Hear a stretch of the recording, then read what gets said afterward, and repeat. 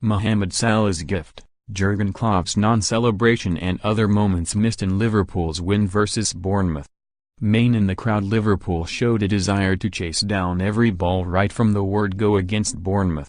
No incident epitomized that more than once. Sadio Mane sprinted after what looked like a lost cause to put the ball out for a throw-in as opposed to a corner. Just after the Senegalese attacker himself opened the scoring, the Cherries found themselves with a throw-in deep in the Reds' half which fell to defender Steve Cook to launch it in.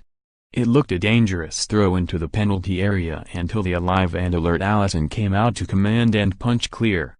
The punch was strong but slightly miscued and looked like it was going out close to the corner flag, but Mane realized and chased it down to clear the ball for a throw instead, only for his pace to take him over the advertisement hoardings and into fans in the Kop end. After the match, Jurgen Klopp could not contain the joy over the performance his players had just produced. Of course, there were bear hugs, first pumps and smiles aplenty. During the game, however, that was a slightly different story.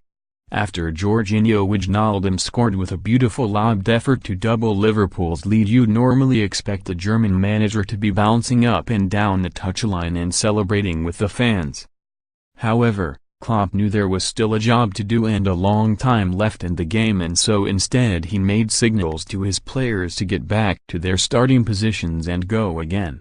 You will no doubt already know that Naby Keita turned in a long-awaited fantastic performance against Eddie Howe's side. The Guinean never shied away from asking for the ball and consistently tried to get the Reds moving.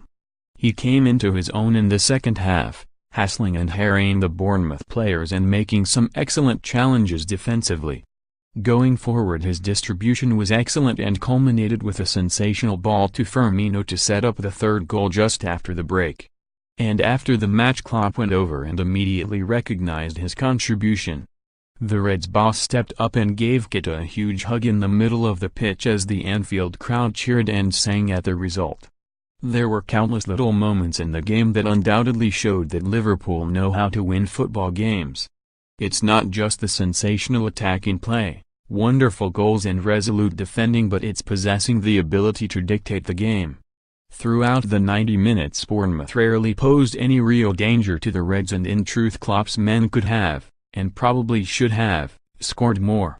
That said, the Cherries did have their moments, but it seemed like whenever they were about to build up a head of steam, Liverpool would slow the game down and play it fully at their pace.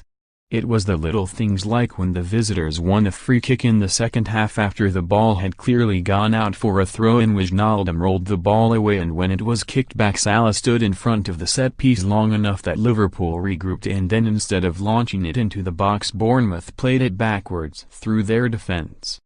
There were scores of moments like this through the match, and it's the sort of tactic that has won matches and titles for so many great teams.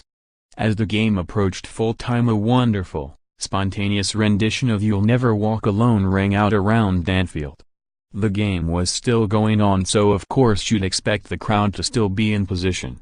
However, even when the final whistle went, a large section of the Anfield faithful didn't move and continued to sign, letting out huge cheers as the players and manager applauded.